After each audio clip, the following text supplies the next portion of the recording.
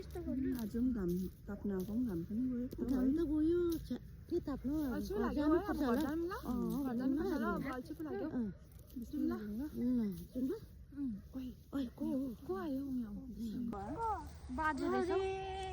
को हो नानीहरू त यतानिर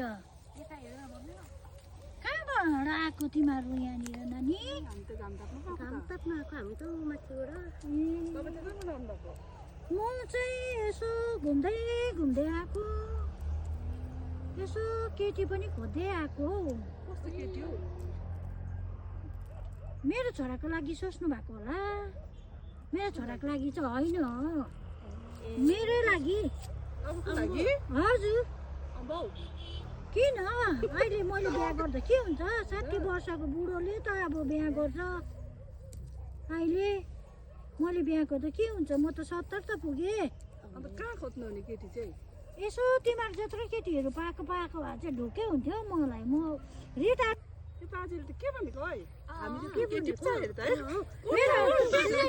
त